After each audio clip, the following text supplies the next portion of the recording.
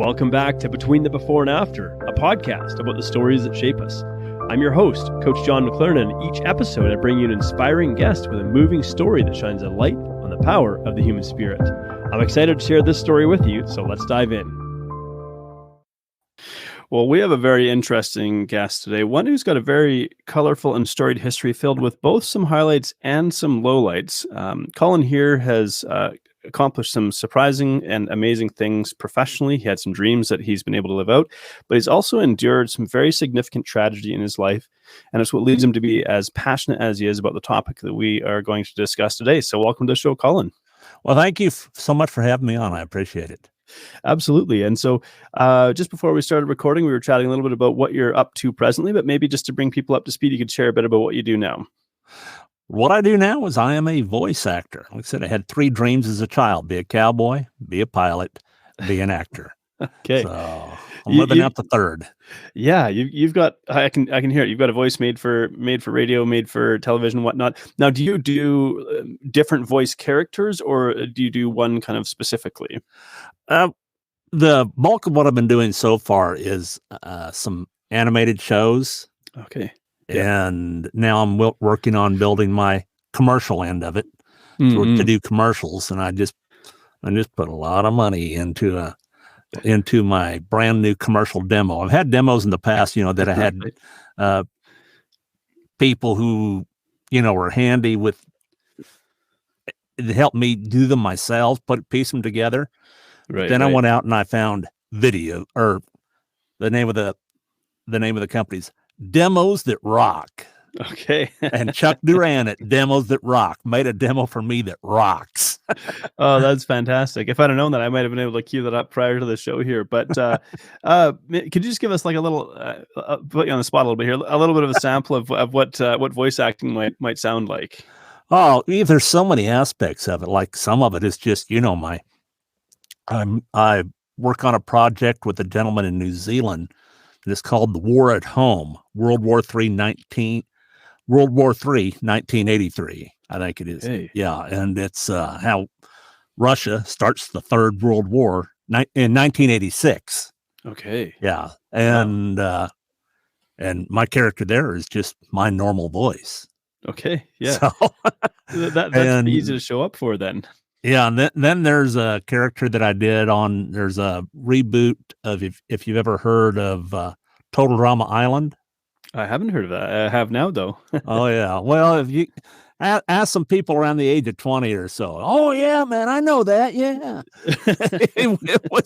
they have a cult following worldwide. But okay. And then I found out there's a gentleman who's doing a reboot of it. It's called Total Drama Oskay Island. Okay. And my character is this drill sergeant kind of guy that I'll put you on pad here where I don't spike you out. Yeah. That, when he talks, you listen. He owns the island. The theme of the show actually of Total Drama is kind of like it's a cartoon fun spin-off of Survivor. Okay. Yeah, so all these people on this island, and they're kicking off and see who's going to be the survivor. Well, my character is Chief. I am Chief. No, that is not my name, but that is what you will call me. Do you understand? And that's I had to turn the game down a whole lot on that one. So. Right. And do you do any specific voice exercises or like vocal exercises to prepare yourself for recording? You got to warm up the throat, before doing that, and then also tongue twisters are excellent way to prepare. Okay. Oh yeah. Do you have a favorite? I don't have any favorites. I hate them all, but fair enough. Yeah. Let's see what's. You need New York, unique New York. You need unique New York. You need New York, unique New York. You need unique New York. You need New York, unique New York. You need unique New York.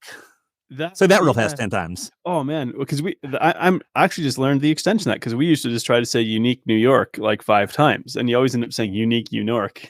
Yeah, and then there's a handful of others, that just it kind of loosens up to get all loosens because you're loosening up the muscles and the tongue. Yeah. Oh yeah, it makes you work. Yeah, well, that's pretty cool. Now, you've also been a pilot and a commercial airline pilot as well. Did you fly for any particular airlines? It's it was with the regional airline called Mesa Airlines, which is partially owned by Mesa or by United Airlines. Okay. And so I was, all my flights were under the banner of United Airlines. Okay. What was the most interesting, or if you did you have any scary experiences as a pilot? Oh, not when I was with the airlines. When I was a Okay. flight instructor, I had a handful of them. Fair enough. Because I think fear of flying is still quite prevalent, despite the fact that statistically speaking, it is probably the most safe form of transportation, safer than driving your car down the highway. Well, it that's one of the things that's stated about it. Hmm. But if you compare driving to airlines, Hmm. yes, absolutely is. But then you get into general aviation where you have private pilots and things like that, and it's that's a little bit riskier. Right, right. So commercial aviation has quite a high safety record, but I think maybe part of the reason why it sticks in people's consciousness is just if a plane's going to crash, your chance of survival is extremely low. And so, whereas a car accident, it's like, well, there's a possibility I might survive that. Well, there's several airline accidents that a lot of people survived. Fair enough. Miracle on the Hudson. There's one of them right there. That's right. That was quite a remarkable incident. There's also another incident where 737, I think it was, flame out of both engines down near the Gulf, and the captain found a levee to land on. Okay. Wow. Not on water, not on a road, a levee. And he landed. Nobody lost in that one either. Wow. That is quite remarkable to think about. I was thinking about the one thing that happened one time I was flying, I think we were flying to Cuba, my wife and I, and just somewhere along the flight, we just dropped like 10 feet just out of nowhere. And then just carried on flying, and of course everyone was screaming and freaking out and crying, and because it was just obviously a very unsettling feeling. But I mean, planes don't typically just drop out of the sky like a rock. But I don't know what has to happen to just a change in air pressure or flew through some kind of pocket. But we just whomp came down. There's no such thing as an air pocket. Okay, fair enough. Turbulence. Yeah, it was exceptionally turbulent then. What could cause that is, you could have a big downdraft out of something. Okay. So, yeah. So that was probably the most, I guess, unsettling thing I had. Although I have my wife and I have traveled a lot, so we've done probably 200 plus flights kind of thing. And so we've skidded across a runway once or twice as well, where the plane kind of fishtails a little bit, and you think, okay, where are we going now? But somehow we managed to keep it together, and so that's been kind of fun. Now you've also been a bull rider, yes. and a bull riding announcer. I mean, I think now flying airplanes seems a lot tamer than riding a bull. Did you have any serious incidents as a bull rider? Oh, had my face smashed in pretty good one time. I separated a shoulder. It's with bull riding. It's not if, it's when. Right. Yeah, because something's going to happen. Is there really a graceful way to get off the bull after you make it to 8 seconds? I guess. You just, you look where you're going to land, you swing up a leg and off on your feet. Absolutely. Okay.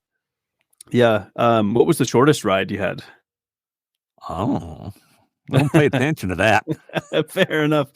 And I look at the rodeo clowns, and I've got a lot of respect for them as well. Well, don't confuse clowns with bullfighters. Right. Bullfighters, the guys out there doing the cowboy protection. Okay. Yeah. They are not clowns by any sense of the word. Okay. I'm glad that you clarified. So I did some work at the arena that actually hosts. We're talking about the Canadian Finals Rodeo, and I for a period of time I did some work there. So I got to kind of watch for free, and I also kind of got to go behind the scenes and see how things operated as they're putting on this event. And the bull riding, of course, is always the most kind of exciting of them all because it has the highest element of danger to it, I guess. Right. Yeah. So, and then you've been a pro, like a I guess, a rodeo announcer as well. Do you announce? Yes. Did you announce like multiple different types of events, or when you become a rodeo announcer, do you just you focus on one specialty? Oh, when you announce a rodeo, you have all the events in there, and then also there's some Right. standalone events that are just bull ridings. Right. So, but it'd be a mixture of both that I did. Yeah. Yeah. So, yeah. So you've had quite the colorful history. And what would you? So we look at. You said you had three dreams: to be a cowboy, to be a pilot, and to be an actor. And Yes. you were able to accomplish all of these. Yes. Is there anything in particular that you would attribute to you being successful in these three domains? Do what you love and love what you do. Hmm. It's if you have a dream, go after it. Hmm. And I wasn't anywhere as successful as in bull riding as I wanted to be or I could have been, because I grew up in a home. This sounds like an excuse, but I grew up in a home uh, with very negative, some abuse, things like that. Hmm. And a lot of times, I'd be getting ready to ride, and I'd hear my father's voices. What makes you think you can do this, you big dummy? Right. And Yeah. stuff like that. If I know now if I knew then what I know now, Hmm. and I look back at friends of mine who won world's championships, they Yeah. were traveling with guys of equal quality, with Hmm. equal positive attitudes, and they fed each other off that positive attitude. Right. And Yeah. with rodeo, you can go anywhere in the country and catch a ride to any other rodeo in the country. That's Right. just the way it was. And that's kind of what I did. Either that or I'd drive myself, and I'd jump in with some big names from time to time. But if I was looking back, if I really wanted to go as far as I could have, I would have jumped in with some of those big names, some of those Hmm. guys, Hmm. were that positive and feeding off that energy and doing the things that I should have and could have. That's the lesson I learned Hmm. is positive attitude is so much. It's so much because I've ridden bulls that world's champions have been thrown off of. Hmm. But then when I fight my head, it's like, oh man, it's Right. Yeah. yeah, That's remarkable. And so I think and what you're describing here is this interesting sort of balance between camaraderie and competition. Because oh, and with really, rodeo, it's amazing. Yeah. yeah, because in a sense, you are in competition with each other, but you're not directly in competition with each other. Well, with rodeo, contestants don't really feel like they're in competition with each other as more so as they are in competition against the animal they're getting on. Right. Yeah. Yeah. That's a good way to put it. And then, are there? Last question about rodeo. Then, are there any particular characteristics of a champion bull rider? Like, what separates a champion bull rider from an average bull rider? Attitude. Yeah. And that's big. I'll give you a really good example. Don Gay, Hmm. Mesquite, Texas, 8 times world champion bull rider in the Professional Rodeo Cowboy Association. And I was at Omaha, Nebraska one time, and I was in a slump. I hadn't won any money in, I don't know, in a few weeks probably. I was getting Right. pretty down. And I was up the same night as Donnie, and I just asked him, I says, man, how do you stay so consistent? Hmm.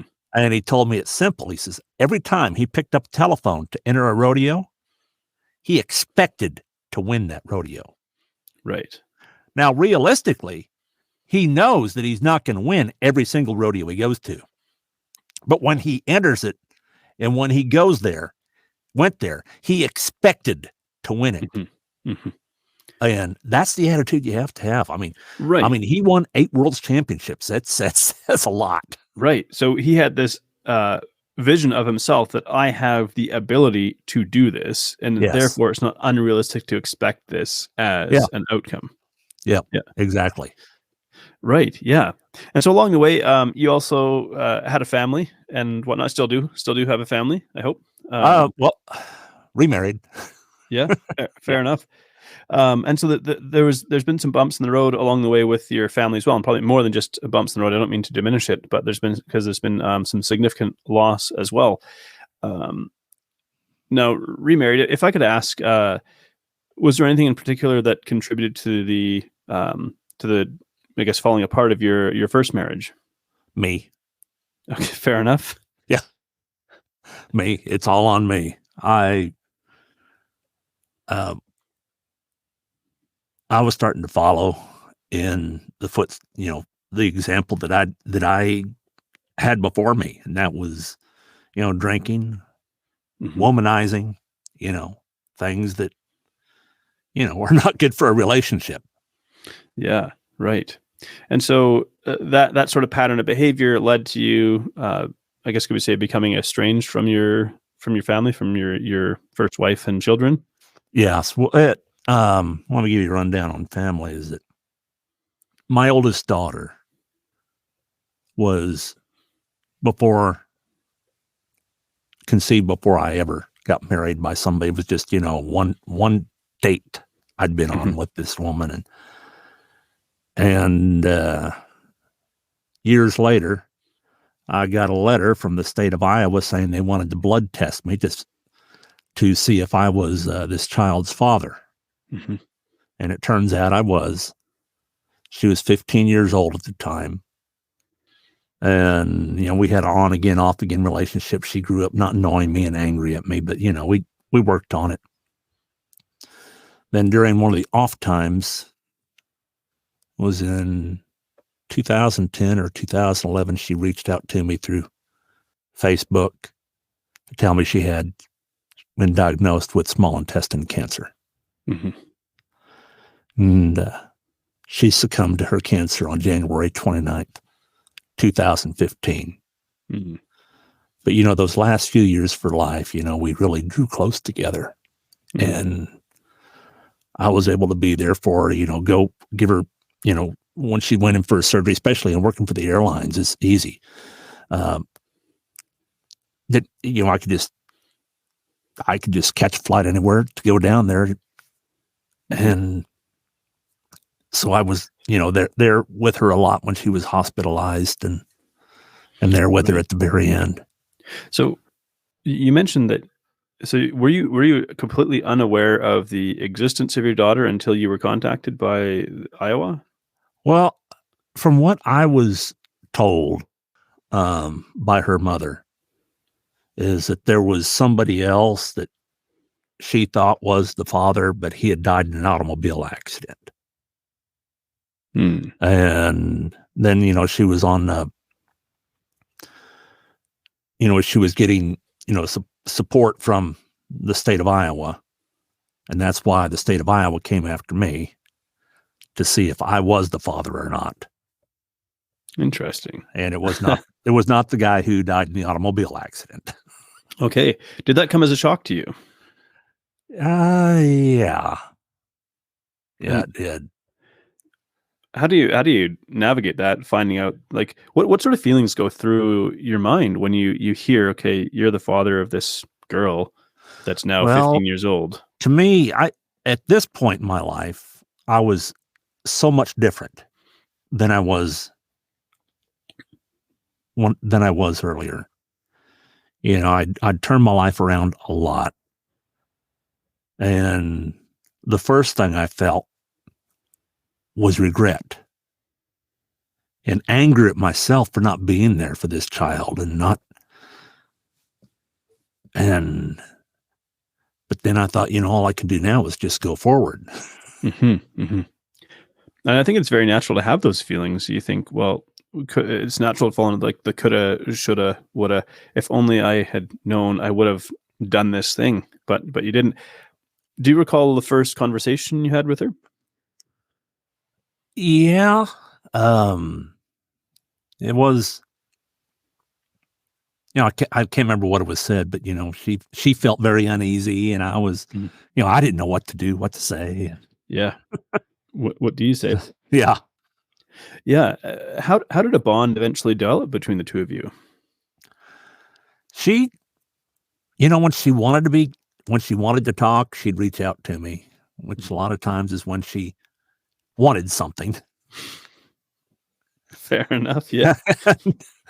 And then one of the times she got really upset with me. She asked for something, and I just didn't, I didn't have it in my budget to be able to help her with what she wanted. And then she just got all angry at me and says, well, I'm going to sue you for back child support. I said, well, honey, I've already paid Iowa several $1,000s in back child support for you.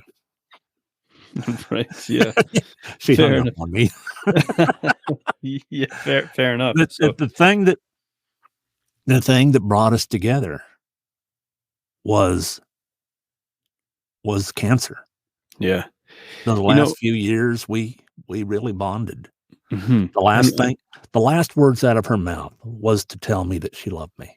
Mhm. And how old was she when she was diagnosed? Well, she was 37, I think, when she died. Okay. Oh, Very young. Yeah. yeah. I mean, I've heard it said, and I'd be curious what your thoughts are on this, though, that cancer can be, in one sense, a merciful diagnosis because it actually gives us time versus the sudden accidents that take someone away from us with no time for preparation. Uh,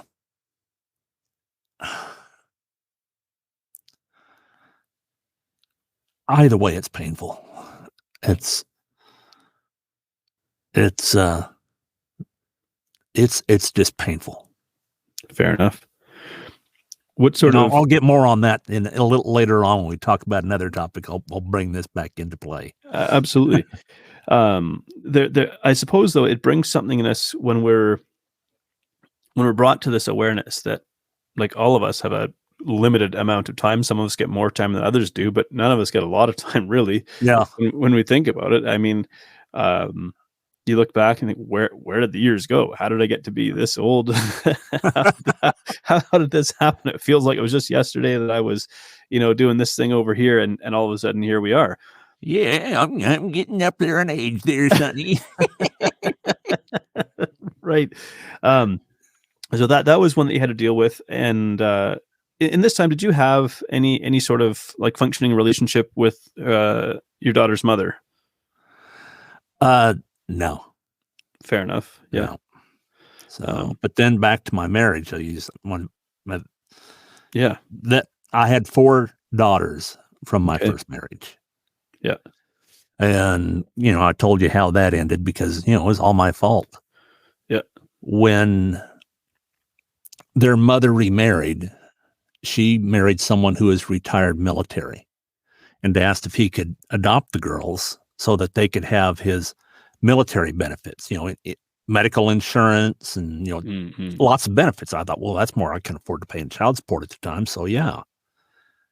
But I didn't really realize until after I signed that document that I had truly just given away all rights to even talk to these children. Right. And so, of course, they grew up feeling that I abandoned them when, I completely understand that feeling. Yeah. And it wasn't until 2004, I think, the second oldest of the 2 reached out to me Mhm. and wanted to have a relationship.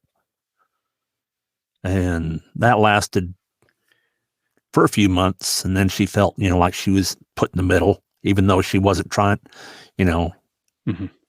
and that was pretty tough on her. And so she pulled away from the relationship and then later on tried it again. And that didn't work. And then later on, now with my wife of 17 years, Mhm. this daughter reached out to me again. And my wife is a social worker. And of course, she's all about relationships. Right.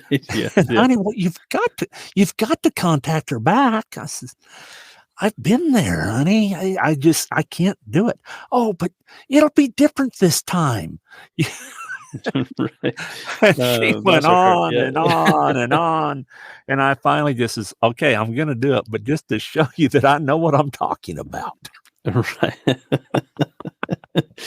Right. Yeah. So And how did it go? I mean, it was pretty good for a while. I got yeah. to spend some time with my granddaughter, Mhm. who was just this cute, adorable adorable child Mm-hmm. that I remember one time that in our church, my wife and I remember it's the Church of Jesus Christ Latter-day Saints. Mm-hmm. We believe, that there's a normal wedding outside of a temple is for life only. Mm-hmm. Our church believes that the vows between a man and a woman are eternal. Mm-hmm. And so we go into a temple, like you've probably heard of the Salt Lake City Temple. Right. Yeah. There's like 200 and some operating temples worldwide now. And Right. we were living in Topeka, Kansas at the time, I think. Or no, Wichita. Okay. Yeah. So anyway, wherever we were, we went up to the Omaha, Nebraska temple. Yeah. As that's where my daughter was. And, we went up there to do that and to spend some time with her. And I'll never forget this little 2-year-old and I dancing like fun kids through the parking lot together, just kind of hopping, skipping along. And we went on a trip with her and to Nauvoo, Illinois, to the Nauvoo, Illinois pageant. Okay. And we told her we're going to this park where there's just going to be this big musical presentation. And she called it the singing park. Okay. Yeah. While we're watching the pageant, this beautiful child just had her arms around me and fell asleep with her head on my shoulder and slept there the whole time. Best feeling in the world. Oh yeah, it was amazing. So you were able to establish a relationship with your granddaughter then. Yeah. And then once again, the relationship between my daughter and I crumbled. Mm-hmm. Mm-hmm. Yeah. And I thought there was no hope for anything more at that point. In 2017, I was based in Houston, Texas, as an airline captain down there, and I live in Vegas. And I'd always, have to catch a ride from Houston or from Texas, from Las Vegas to go to Houston. Right. Another ride to get back home at the end of a 4 or 5 day trip, however long I was out. Yeah. And I was home on time off, and my wife asked me, says, "What are you going to do if she ever calls again?" I says, "Honey, I can't go through that again." And she just says, "I understand." I'm like, "Oh, really?" And the next morning, I'm getting ready to go go down to the Vegas airport to catch a ride to work. And I was saying my morning prayers, and it's just like you're hearing my voice now. It says, "Pray for your children." I said, "My children? They want nothing to do with me. I don't have children. So why would I pray for them?" And it came again. "Pray for your children." And I kept denying it. And each time that voice came back more urgent. Finally says, "Okay, I'll do it." Finally break down. Yeah. And I don't know what I said, but I did the prayer. And went down to, catch the ride to Houston, get to Houston. I worked one flight that day, was into Detroit, Michigan, have an overnight there, and then back to Houston in the morning. And then, supposed to have some other flights after that. But I'm getting off the airplane in Houston after the passengers had deplaned. And my phone rings. It's a number I'm not familiar with, and it was this daughter. She was recently divorced. Her ex-husband and a grandson I'd never met were living in Florida. And then she and my granddaughter, that I haven't seen in all these years, were living up in the Northeast. There was an automobile accident that claimed the life of the children's father. Mhm. My grandson was in the car and was in a coma in a hospital at Fort Lauderdale. He was cut so badly in his front that his internal organs were exposed, several broken bones. And so she's down there in Florida, staying at a Ronald McDonald house with my granddaughter I haven't seen all these years, with my grandson that I've never met, who was 7 years old at the time. And her mother was not able to come down to be with her. Her sisters were not able to come down to be with her. And she just said she needed someone there for support and help. And I just says, yeah, I'm on the next flight. I didn't try to jump seat down or anything like that. I bought a ticket to get there just to make sure. And so the first time I see my grandson, he's in a coma lying in a hospital bed. Wow. 7 years old. Yeah. And he's doing wonderful now, by the way. Absolutely doing wonderful. He was like over 3 months in hospitals during all this. Yeah. It was, if you ever saw pictures of the car, you would say it's a miracle that this child even lived. Right. Yeah. And he is an amazing, amazing, amazing child. And so this is one of your daughters, and does she have the two children, the grandson and your granddaughter? Yeah. Yeah. I have a granddaughter from my oldest daughter that died of cancer. Right. Yeah. And she graduates college next year. Okay. Yeah. College, and her and her boyfriend are talking about marriage after college. I'm like, oh, no, right. that old. That's quite something. And so you're down there and you're able to reestablish a relationship with your daughter because you were there for support. Yes. Yeah. And So I'll tell you what, it was not easy. Yeah. It was not easy. It was probably, it was difficult to try, to get back in there. I can't explain it, but it's truly been worth it. There's something about, I mean, I'm a parent to just a young child. So, I mean, I'm very early into my parenthood journey. My little boy is 2 and I've got another on the way. And, I feel like I love this boy with a love that really can't be put into words. It's. Oh yeah. And children are capable of so much love.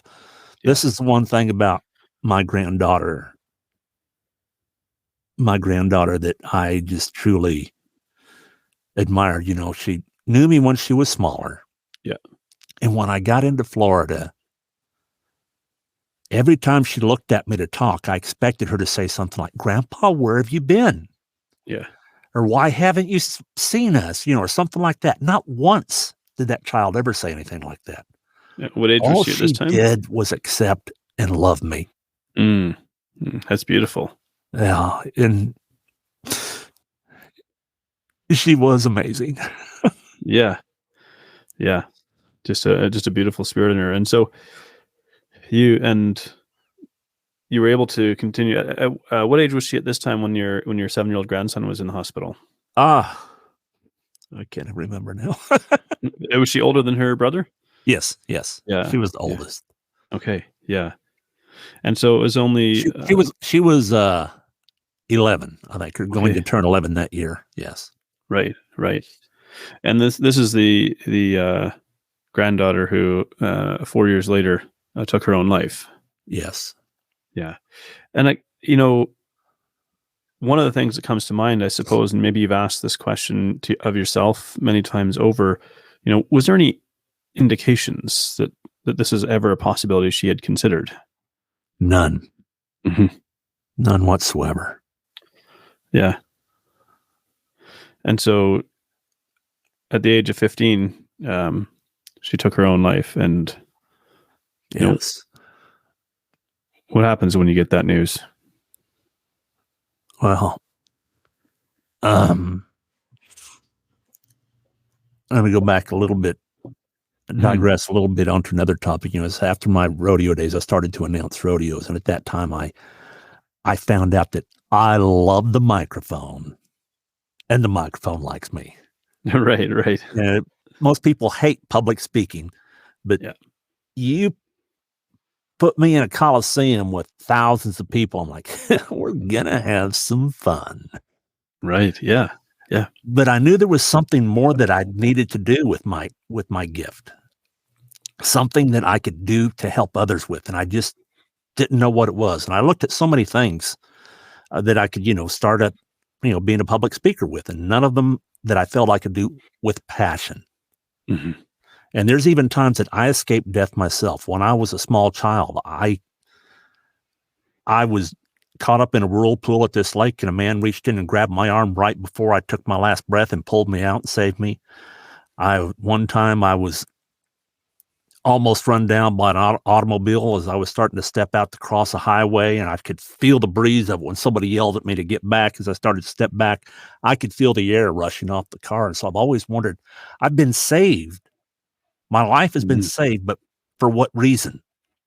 Right. Yeah. And I had no clue. But when I got that phone call on June 10th of 2022, it was my daughter's caller ID Mhm. and her husband, the children's stepfather,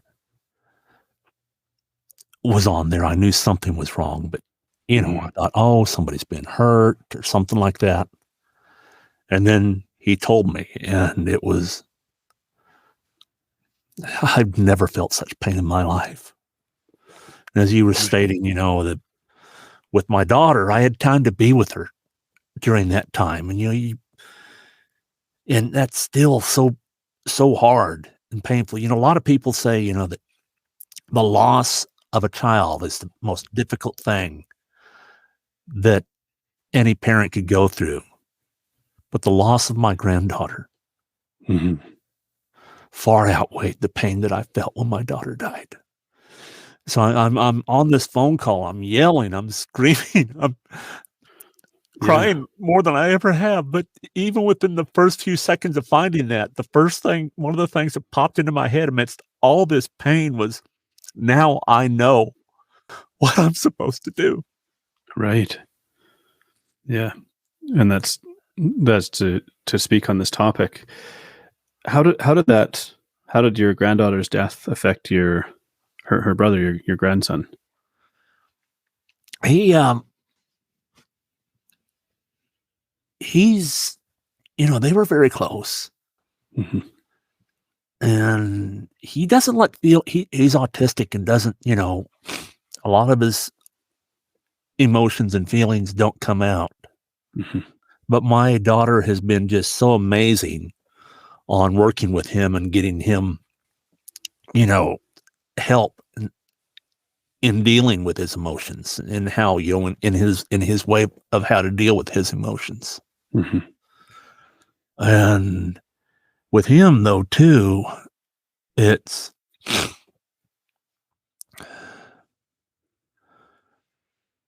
at we had the funeral on a Saturday and the interment was on Sunday. And when she was being lowered into the ground, getting ready to go, I was wailing and wailing my little grandson. He just comes up behind me and throws his arms around me. Mhm. And that whole weekend, that whole time there was so painful, but yet also miraculous. Mhm. Um, the funeral home had asked people to send in pictures of my granddaughter. Mm. They received hundreds, literally hundreds of pictures. Then the funeral director, not really knowing the family at all, selected certain pictures to make a video with, to play during the visitation and Mhm. Mhm. before the funeral, things like that. And about 3/4 of those pictures was my granddaughter with my wife and I in Hawaii when she was 12 years old, at Okay. Universal Studios, in our Right. home, and all these Mm. times that we were together. And when I'd visited them by myself, when I was an airline pilot, they were living in the Northeast, I'd fly Mm. out. And all these times like that, where she's just smiling, enjoying life and loving it. Mhm. But and so my other three daughters all have children. Now, all of a sudden, all these other grandchildren know who I am. Right. They know that you exist. Yes. Yeah. And at the after the funeral in the church, I'm standing next to where my granddaughter's lying. And one of my other grandchildren, it's my youngest daughter. She's about 10 or 11, I think, something like that. She sees me and she walks up to me as I'm just bawling my eyes out. She's, "Do you need a hug?" Yeah. Yeah. Yeah. Yeah. During the services, my daughter and my grandson are sitting right in front of me in the first row. I'm right behind them. Behind me is my oldest daughter and one of her children. And I'm just, bent forward. His song just has me, this really, really affected me. Mm-mm. And so far, all this daughter had really said to me, my oldest daughter had said to me during the time that I'd seen her there was just hello. And that was it. Mm-hmm. But her hand came forward and she started caressing my back. Mm-hmm. And then I felt these smaller fingers on my back as well. Mm. And later that night, my wife and I are in our hotel room, and this daughter reached out to me saying that one of her children wanted to meet me. And then the next day at the services, a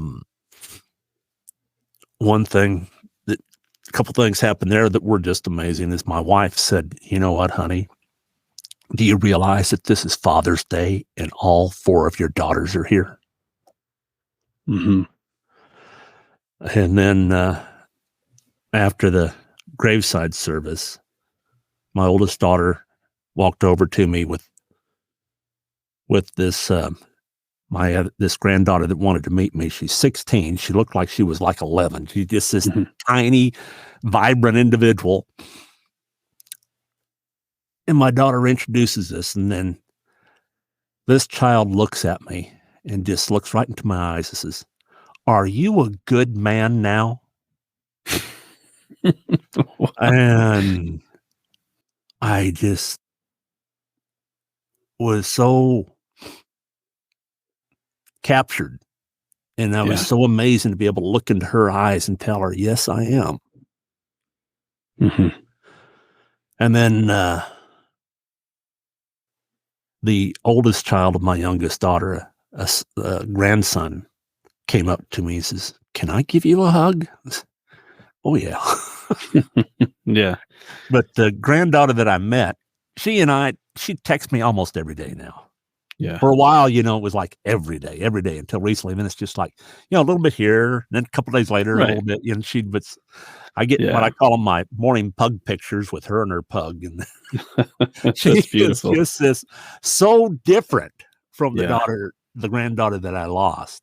Mm-hmm. Granddaughter I lost was rather reserved and kind of shy until you get to know her, and then she gets to open up. Mm-hmm. This child, she'll say anything. Right. Now, with your granddaughter that passed, Yes.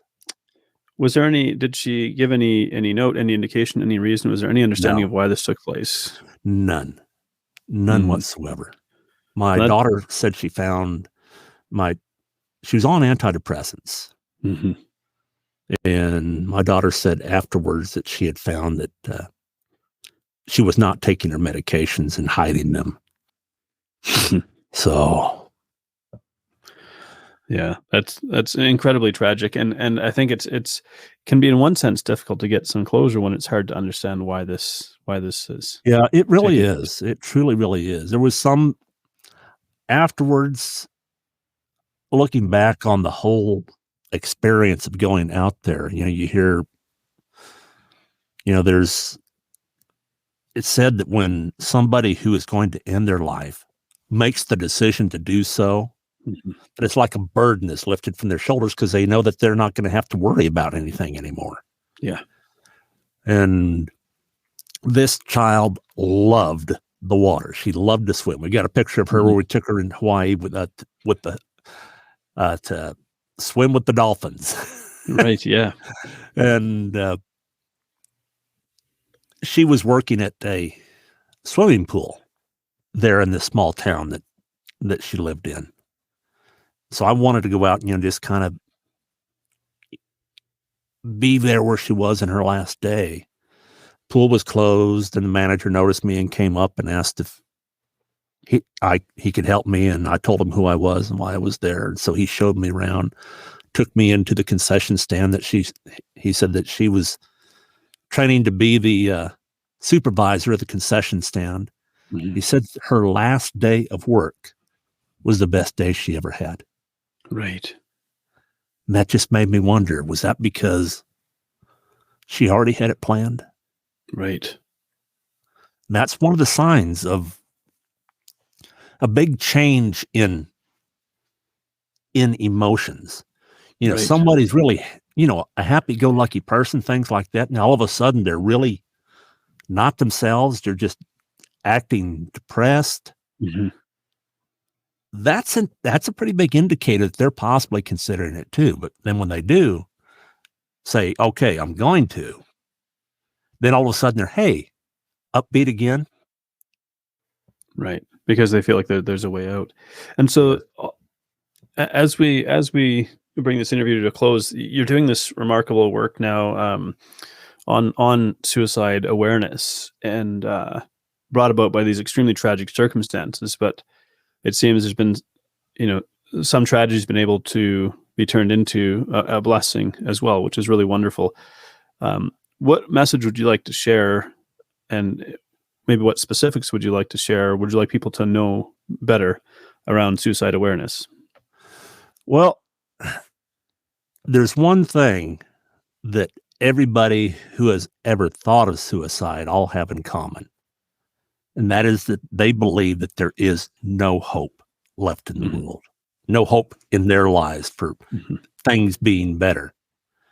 And I'm here to tell you, even with all the garbage that's going on in the world today, that love and hope still do exist. If there's somebody out there that's contemplating doing this, there is hope. There's a lot of people that, they feel that, they don't have love at home, or they can't find what they need at home. And so, don't go down to your friend that's like, oh yeah, man, I thought about doing that too once. No, go to somebody where you can find something positive, down the road to a church, a synagogue, wherever, a youth center, or somewhere where you can find positive reinforcement, somebody who is going to tell you that you are very worth living. And find that love and get the help that you need. Mental illness seems taboo, but there's nothing wrong with it. It is a disease just like any other disease. But the thing of it is, it does not have to take your life. Seeking help can truly be a life or death choice. It truly can be. Choose life, not death, because life is so much worth living. I mean, I turn 66 next week, and a lot of people say, man, he's old. What's he got left to live for? Well, if I get to be 150 years old and it's my time to go, you're going to have to take me out of here kicking and screaming, God, because I ain't going. I still got stuff to do. It's not just that one thing. There's things beyond what you're hung up on. Yeah. The world is full of hope. The world is full of love. Go for your dreams and learn that they don't come easy. You have to work for it. A lot of people have been told, you can do this, you can do this. Well, what they're not told a lot of times is the work that it's going to take to get to their dreams. My Michael Jordan says Michael Jordan's success was his failures is something he said once. Mm-hmm. You cannot succeed without failures. Absolutely. Well, Colin, thank you so much. It's really been a pleasure chatting with you. I'm so grateful that you are sharing your story. You're raising awareness for this extremely important issue, and that you're willing to share your story in a raw and vulnerable way that will genuinely touch people. So thank you for being on the show today. Thank you for having me. Thank you so much for tuning in to Between the Before and After. If you've enjoyed this episode, please subscribe and leave a review, because that helps this podcast to reach and inspire more people. I love exploring the stories that take place between the before and after, the powerful experiences that shape who we become, and I love human potential. I love the possibilities that lie within us. So whatever you may be up against, I hope these stories inspire you, because if you're still here, your story's not done yet, so keep moving forward.